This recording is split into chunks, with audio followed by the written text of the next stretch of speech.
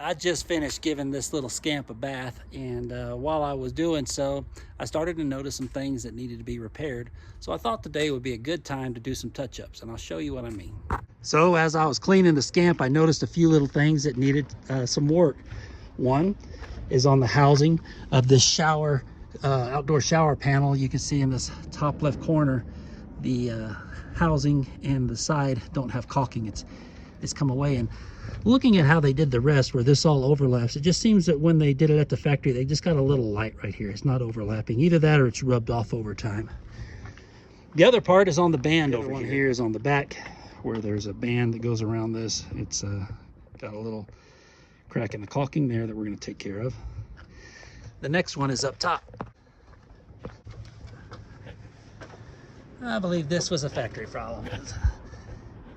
There are two places here, one right here and one right here, and those both appear to me that if something is pushing up from the bottom up, like a screw that may have been drilled in too deep, and it's actually puncturing through the fiberglass up top.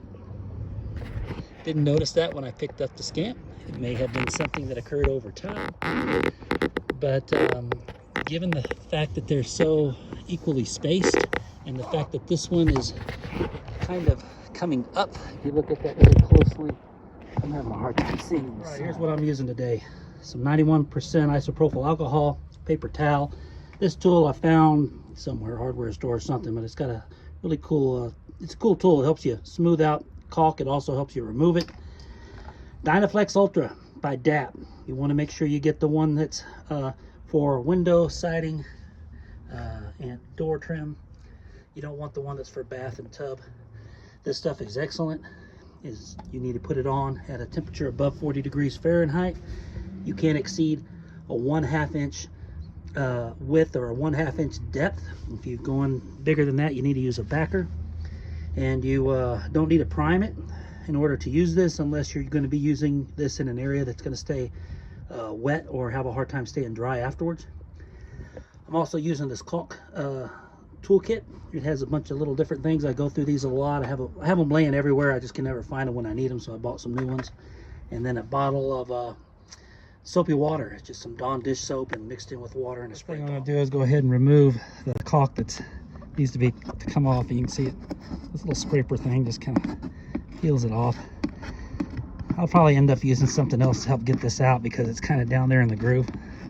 But you get the idea. What you want to do is get all the caulk out of here. One of the things I like to use is just something that's non-marring, not metal, to help get all this stuff out. So I'm using this just little plastic like drywall spatula kind of thing. Okay, I've gotten all the caulking off of here and I've cleaned off all the residue. Now this takes a minute. It's hard to do. If you think it's going to go really fast, you're going to have the wrong expectation. You need to plan to spend some time getting this stuff out. Some things that are going to help you are as you get closer to the edges and stuff, some type of a razor. The sharper the razor, the better, to kind of scrape this these really thin pieces off. Another nice thing was using a scraper like this. You can use that to kind of go around the edges. It keeps the blade flat for you and helps you get all that out. Is yours going to look all clean and perfect? Probably not. That OCD quality in me that goes against me in so many ways, it's a game changer when it comes to stuff like this. That might not be you. But the more you get off, the better the new caulking will adhere.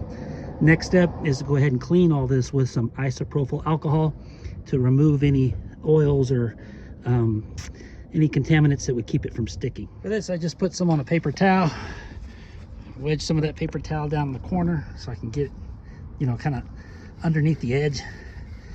Then I just work it back and forth, trying to pull off anything I can. As you do that, you might see little pieces that you missed. That's actually a little piece of plastic, not caulking, but as we go around, you want to get all of it nice and clean. This is another one of those preparation things where the more time you spend here, the better your results are going to be. Just get it all nice and clean, go over it a few times, and then allow it to dry. While this is drying, I'm going to go ahead and start working on the other side. the part over here. Okay, so I got that all cleaned out again. I'm basically going from this rivet to this rivet to just redo all of this. What I'm finding is in areas where there is a big gap between rivets, you're going to find this separation. Like I found another one somewhere in here. I think it's right here. You can kind of see it. Because once again, scamp being scamp, they could have put an extra rivet right here to keep this from being able to flex so easily, but they don't. I might come back in another video and start sinking rivets in between the existing rivets to just give it more stability. I don't know. In any case, I'm going to work on this right now. I've cleaned it all up, and I've got the isopropyl alcohol's already been on it. One thing I will recommend for you is get you a little terry cloth towel. Bits and pieces of that caulk are going to stick to the side of your trailer due to static electricity. You try to wipe them off with your hand, they just move, but they don't fall off. If you get something like a little towel or something that has a static of its own, then it will pull them off, and then you have a clean surface to work on. Let's get caulk. I'm just going to do this one-handed. I'm just going to apply the caulk right along here. It doesn't have to be perfect, because you're going to go back over it with your little caulk tool anyways. Set that aside. Take that 90-degree edge. You want to hold it perpendicular to this. You know, now that I'm looking at this, the rest of this isn't a 90-degree. They kind of used a curve. Let me see what's the best thing here for it. Might not be any of those. Let's see.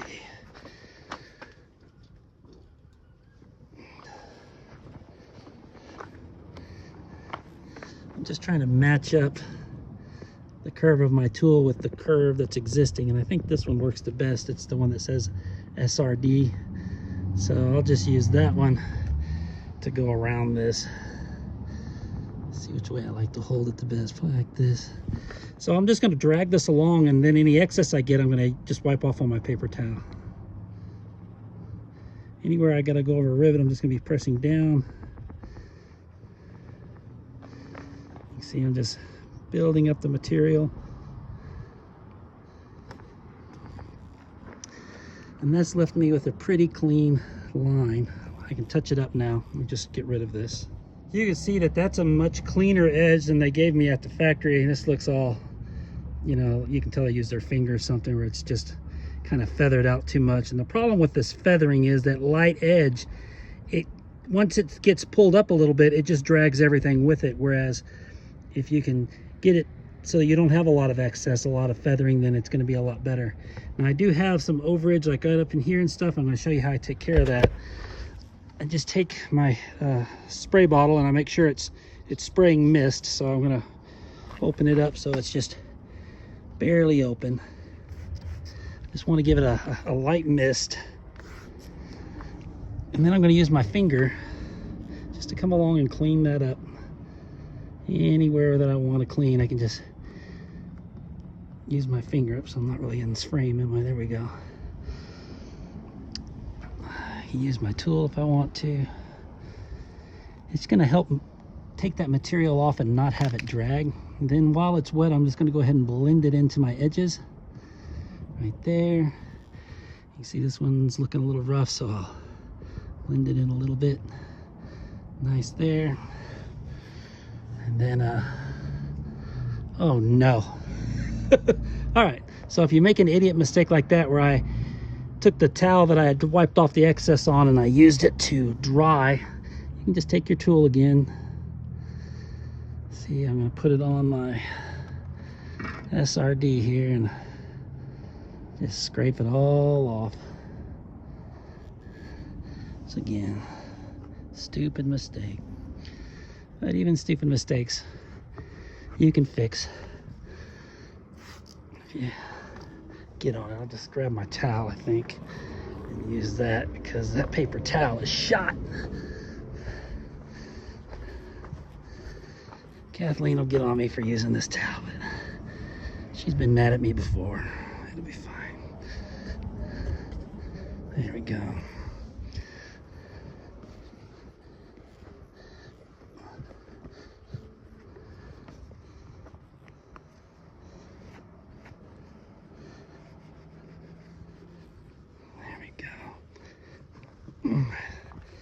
So you can see, even if you make a major mistake like I did with the caulk, don't freak out. It's going to be fine. Just spray it down with some of that soapy water and scrape it off. You'll be good.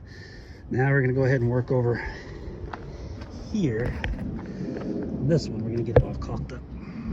On this one, I am going to be using that 45 degree because I want it to go right into the edge. So that's pretty much the same thing here.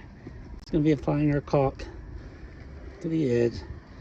Make sure I work it down in there good.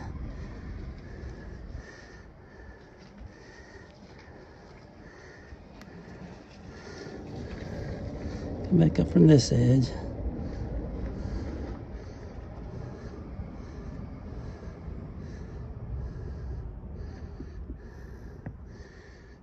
I've got a little more in there. All right. And one thing they did on this is they kind of did these lower edges. I think I'll do that too. All right, now with that done, I can go back around with my caulk tool, but I'm going to get me some paper towels first. All right, taking my 90 degree tool. I'm just going to start here so you can kind of see it work, but I'm just sticking it in against the bottom, the side of the camper and the top of the housing for this door, and I'm just dragging it around.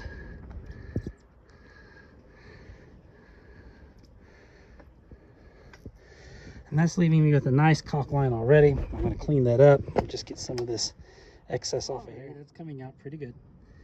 Now you might have an area where you didn't apply enough caulk, like you can see down here in this, at the bottom of this corner, right there. I didn't put a whole lot in there, so I'm going to just put a little bit more in there,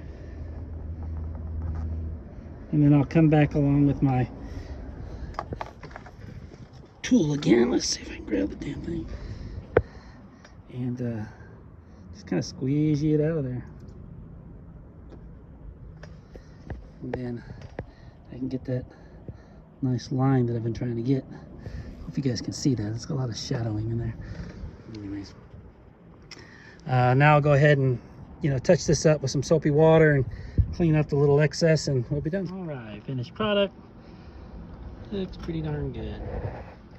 I was able to do the bottom as well. You're not gonna be able to see it because of the shadows, but trust me, it looks great. So up top, there's really there's not a really pretty way to do this. I've already cleaned it with isopropyl alcohol. Next, I'm just going to basically apply a dollop to each one of these and smooth it out as best I can, just to provide some weather resistant barrier. It doesn't look like it's penetrated all the way through the fiberglass, so this might not even be necessary, but it also won't hurt anything.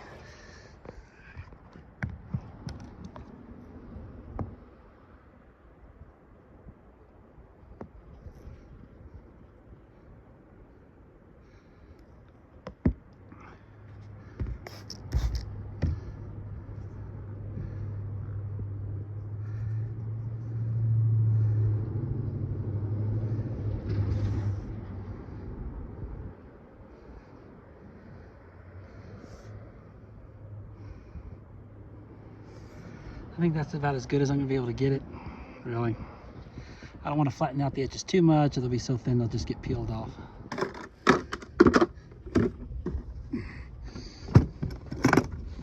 Well, that's everything. I hope it helped you out. If you could like and subscribe to our channel, maybe YouTube will pay us enough to retire on Belize someday. Thank you for watching.